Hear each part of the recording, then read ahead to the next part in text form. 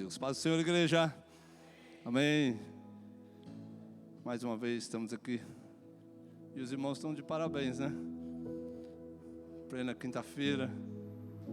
Dia de trabalho pesado e os irmãos estão aí. Isso é bom, né? Porque isso demonstra que a igreja quer mais. Como a pastora Andréia sempre diz aqui, né? Que nas quintas-feiras a gente vem recarregar de novo aí as nossas baterias, né? Porque o mundo suga muito, né? Aí fora você é sugado. E você é envolvido em muita coisa. Você precisa estar em comunhão com a igreja. Por isso que nós lemos Salmo 133, né?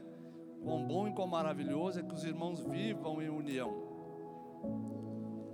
Você é crente em casa, amém, glória a Deus por isso. Mas quando a gente vem para a igreja, juntos aqui louvar, juntos orar, aqui juntos ouvirmos a palavra, é diferente. Você que está em casa, se tem condição, vem para o culto, vem para a igreja. É muito bom, é cômodo a gente ficar em casa, mas na igreja é diferente, né? É diferente. Glória a Deus por isso. Abra sua Bíblia comigo no livro de 2 Samuel, 1 Samuel, capítulo 17. É um texto que todo mundo conhece, até as crianças conhecem. Capítulo 17. Fala ali o episódio, né, da luta, né, de Davi com o gigante. Capítulo 17, 1 Samuel, lá no versículo 45 até o 47. Hoje é na garrafinha aqui, né?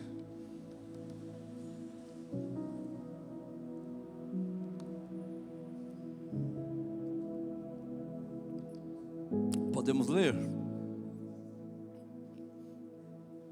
Diz assim: Davi, porém, disse ao filisteu: Tu vens a mim com espada, com lança e com escudo, porém eu vou a ti em nome do Senhor dos exércitos, o Deus dos exércitos de Israel, a quem tens afrontado.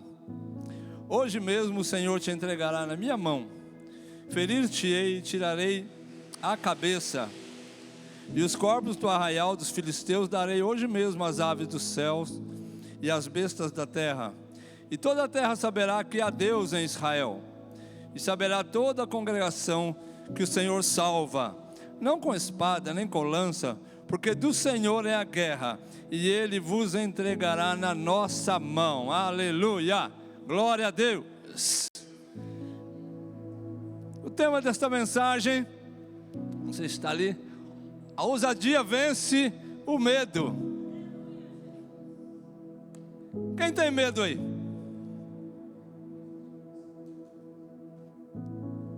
Quem não levantou está mentindo, porque tem medo também.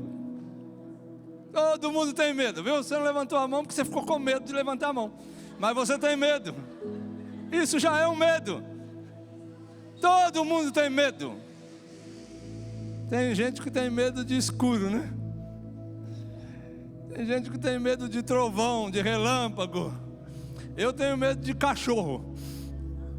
Eu chego numa casa que tem cachorro, ah, meu Deus, enquanto não amarra ele lá e segura, eu não entro. Eu tenho muito medo. O medo é inerente ao ser humano, gente. Faz parte da gente, é o medo. O problema nosso é que o medo, ele nos paralisa. O medo paralisa a gente. E a gente deixa de conquistar em muitas áreas de nossa vida por causa do medo. Nesse episódio que todos conhecem, era para ter uma batalha do exército filisteu com o exército de Israel. E eles estavam ali, no vale. De um lado Israel, de outro lado os filisteus. E o texto diz que por 40 dias, os filisteus afrontavam o exército de Israel. Com um gigante daquele, tipo 3 metros de altura, né? Chegavam ali e afrontavam o exército de Israel, dizendo: arranje um homem aí para vir lutar comigo. Irmãos, e aquilo colocava muito medo no exército de Israel. E esse medo paralisava o povo de Israel, que tinha o Deus poderoso a favor deles. E você e eu temos o Deus poderoso a nosso favor, mas muitas vezes temos medo também e nos paramos. Ficamos parados diante de uma situação, esquecemos que nós temos o Deus maior, o Todo-Poderoso ao nosso lado, que luta, que guerreia por nós. O povo de Israel parado,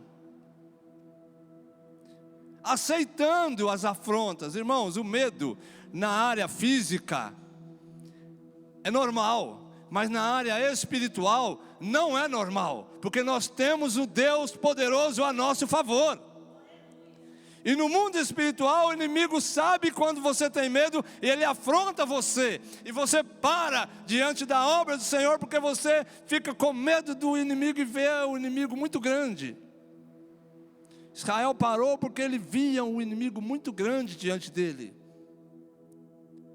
Até que um dia o pai de Davi, o senhor Jessé, manda Davi ir até lá, né, levar um lanche para os seus irmãos e ver como ia a guerra. E Davi vai até lá, mas quando Davi chega lá, ele percebe que não estava tendo guerra. Não tem um ditado aí que quando um não quer, dois não briga? Israel não estava querendo briga, porque Israel estava com muito medo.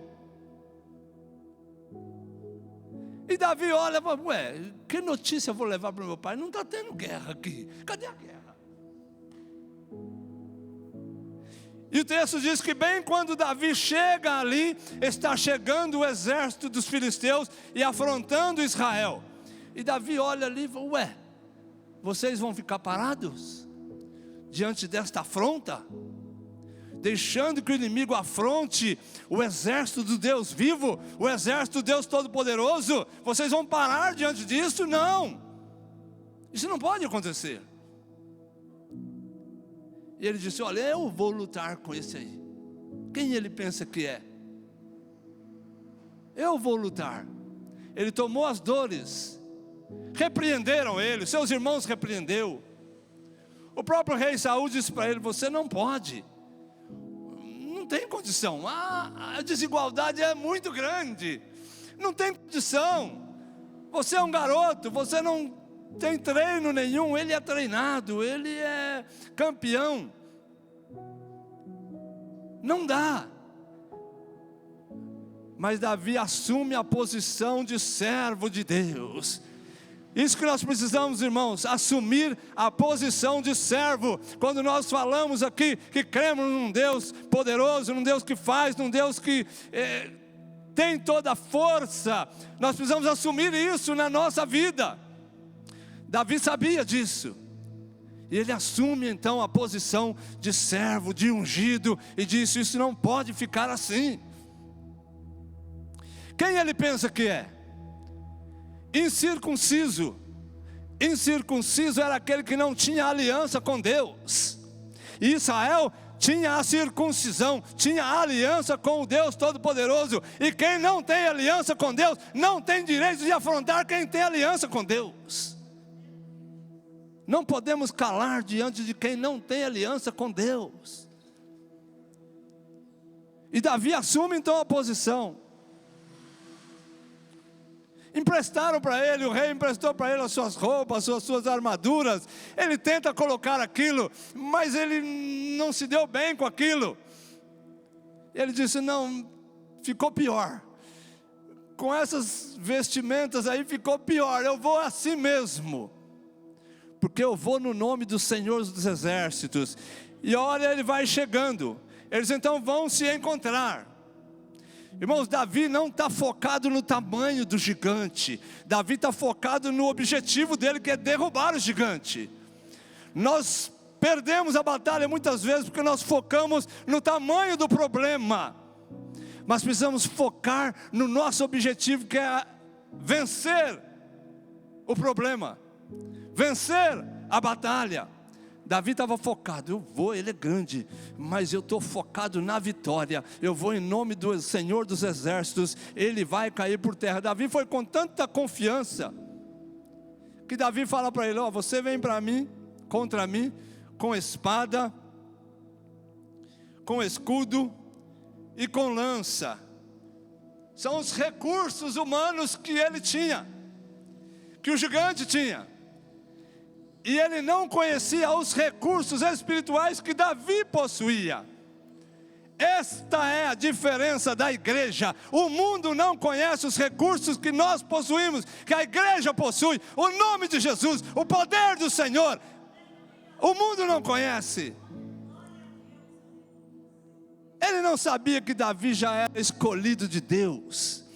Quando Samuel foi até a casa de Jessé para ungir um rei de Israel, os irmãos conhecem a história, que passou-se todos os irmãos de Davi, e Deus disse para Samuel: não é este aí. Até que veio Davi lá do campo, e Deus disse: é este, unge ele. Davi já era escolhido desde lá do campo, ele já era escolhido por Deus, e o inimigo não sabia disso. Davi tinha experiências com Deus, o inimigo também não sabia disto. Ele já havia vencido o urso e o leão que vinha para atacar o seu rebanho, e ele toma e ele mata aqueles animais. Ele já sabia que Deus estava com ele, já tinha experiências. Irmãos, quando nós temos experiências com Deus, sabemos que Deus é a nosso favor, nenhum problema vai nos paralisar. O medo não vai nos paralisar, porque nós sabemos em quem temos crido, sabemos que é poderoso, aleluia. E ele não sabia que Davi era cheio do Espírito de Deus, porque quando Samuel ungiu a Davi ali, o texto diz no capítulo 16, que o Espírito de Deus se apossou de Davi. O mundo não sabe disso, que você tem o poder, o Espírito Santo, que você é escolhido de Deus, que você já tem experiência com Deus. O inimigo se levanta, mas você tem as armas espirituais. Você conhece Efésios 6, que a nossa guerra não é contra o homem, contra carne e sangue, mas é contra as potestades nas regiões celestiais. Por isso que Paulo diz ali: revestivos da armadura de Deus, não da armadura do homem, da armadura de Deus. Capacete, a couraça da justiça, os calçados na preparação do evangelho. Essas são as armaduras de Deus para vencermos o inimigo, e o medo não vai paralisar a igreja. Irmão, tem um texto interessante, eu quero ler ele para os irmãos,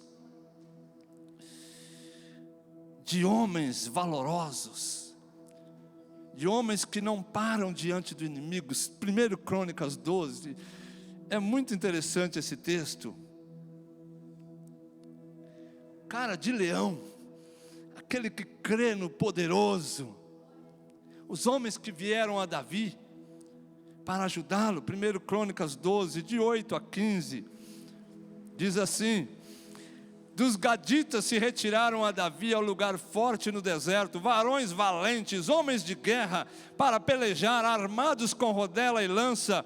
Os seus rostos eram como rostos de leões, eles eram ligeiros como as corças sobre os montes.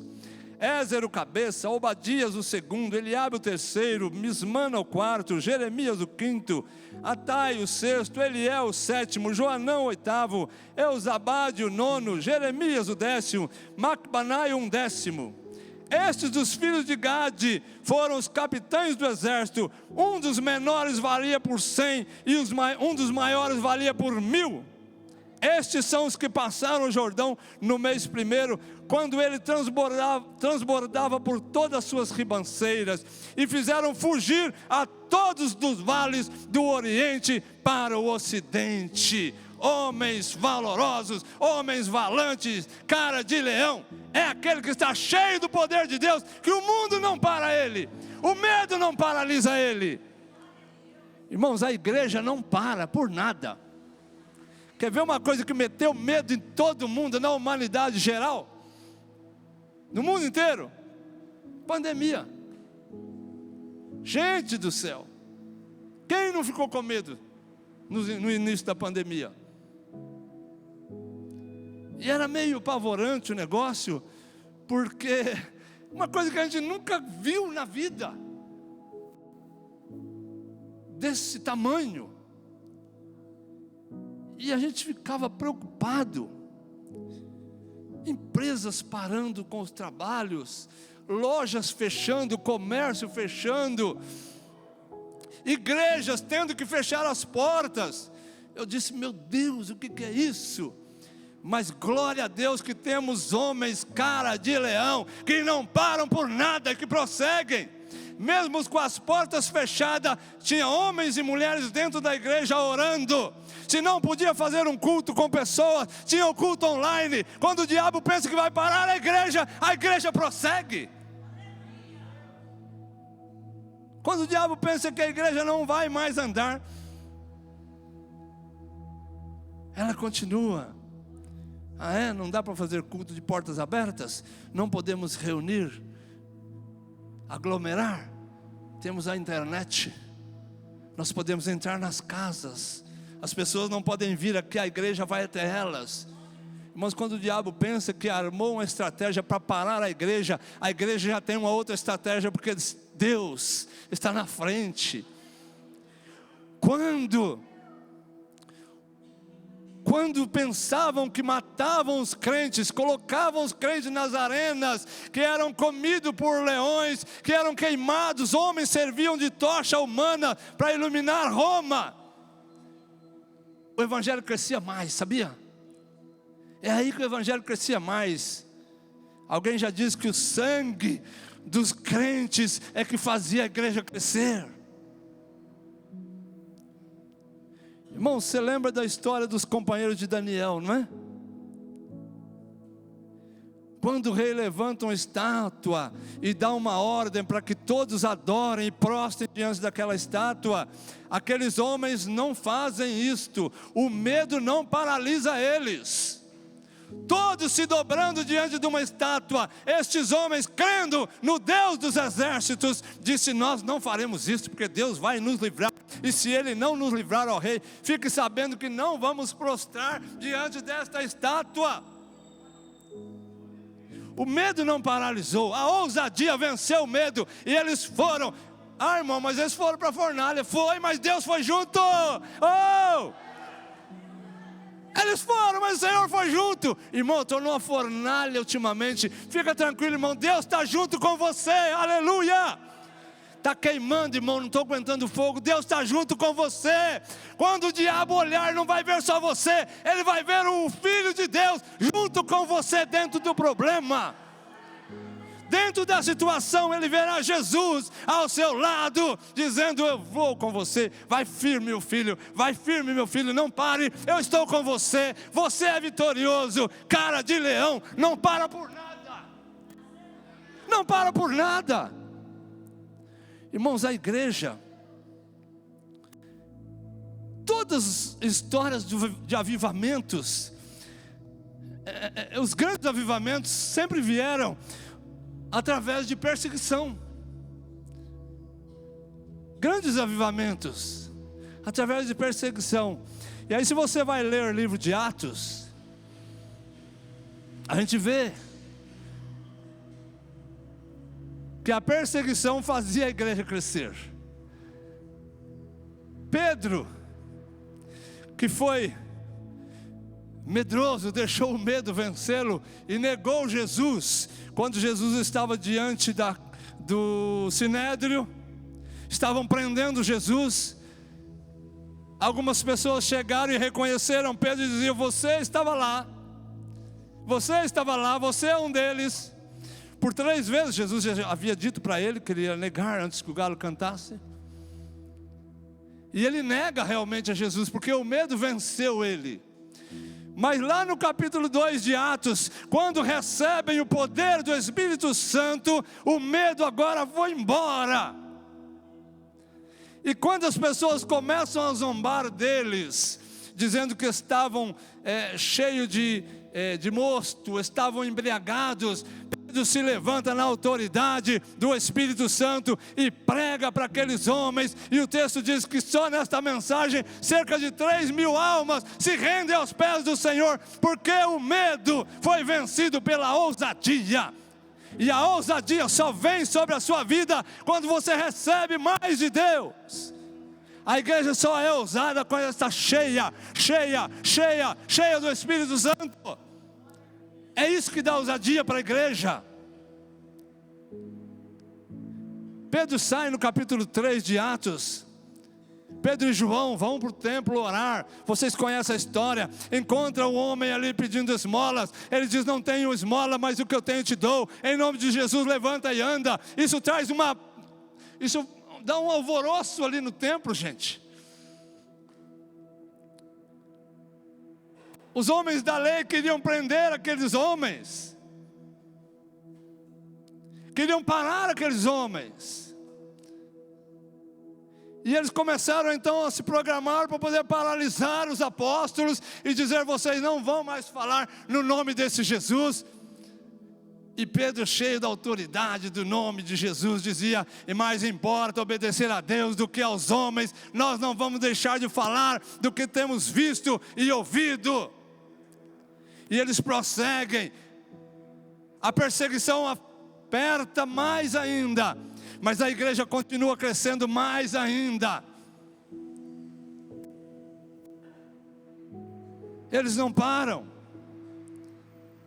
E se você ler o livro de Atos todo, você vai ver a perseguição. Saulo que perseguia os cristãos. Chega no capítulo 9, Saulo tem um encontro com Deus. Irmãos, isso é para dar um tapa na cara do diabo.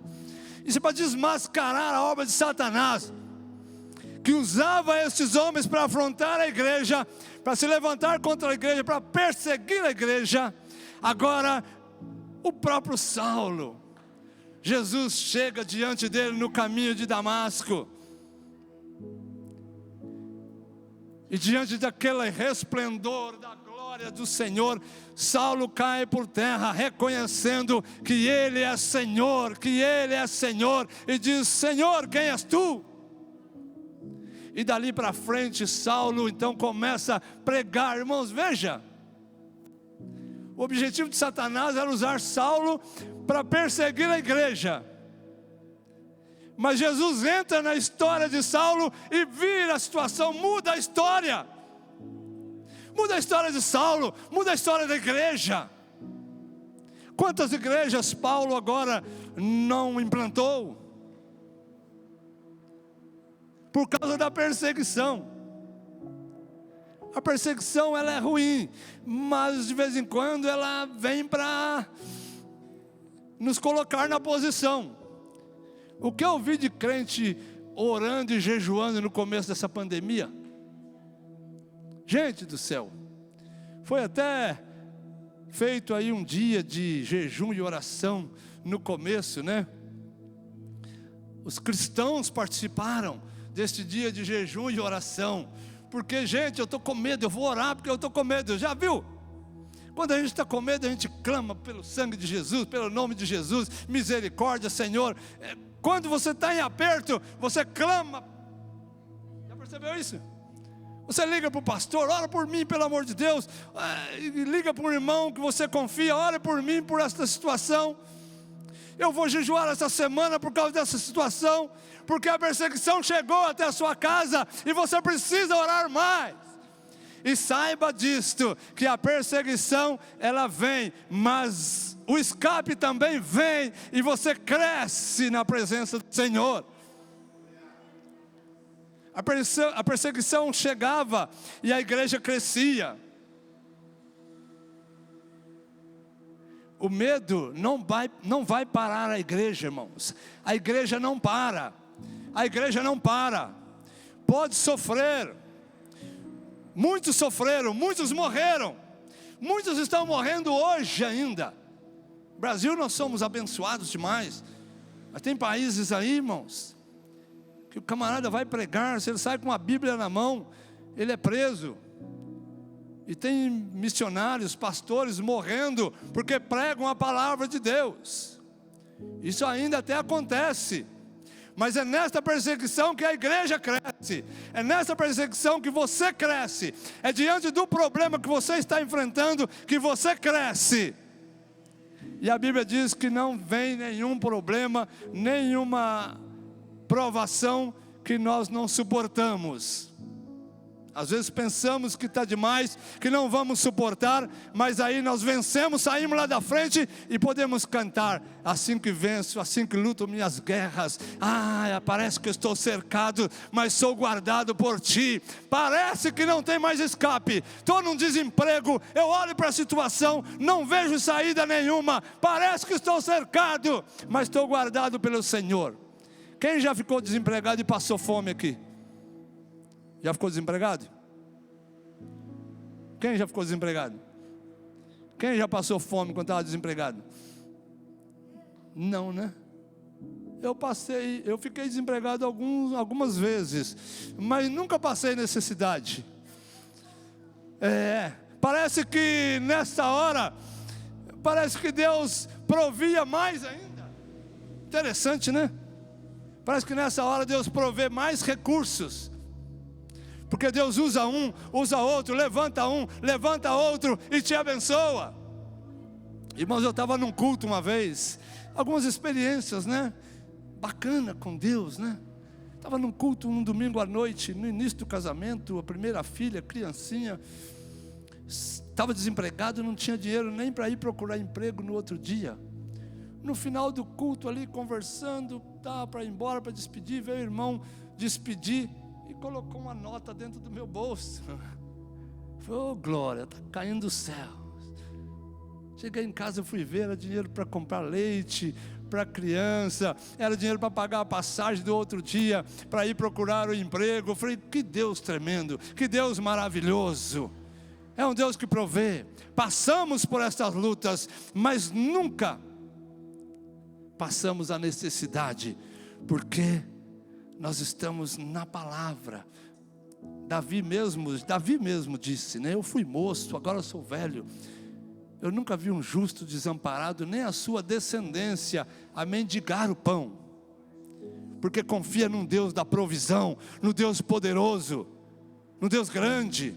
Irmãos, a igreja não para. Quem parou com a pandemia e não quis mais saber de igreja, isso já demonstra que ele não tinha tanta convicção. Porque aquele que está firmado no Senhor, firmado na palavra, ele parou porque era obrigado, não podia vir porque era contra a lei, né? Não podia aglomerar.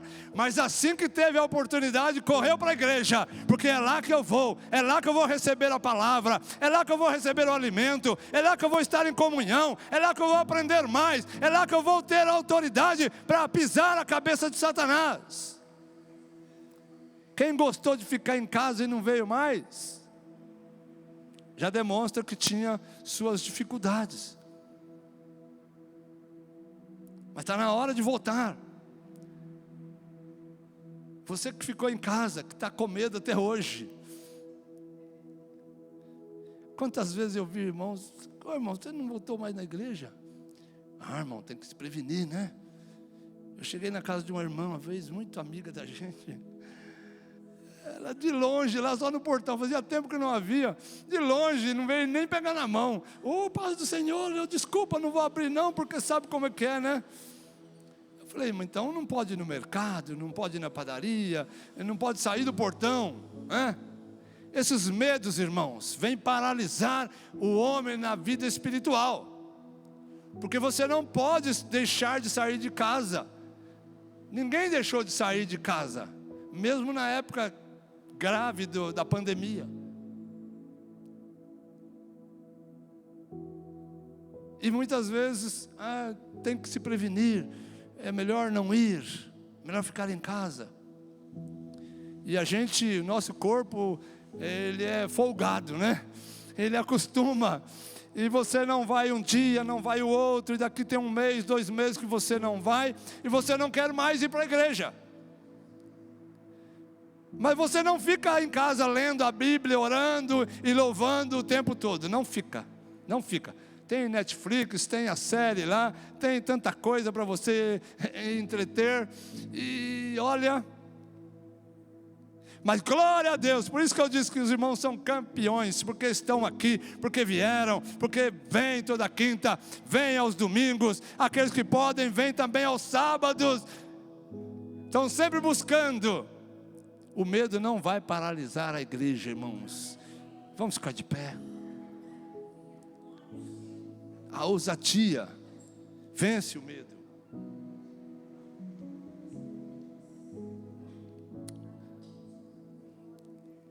Se Davi fica olhando o tamanho do gigante,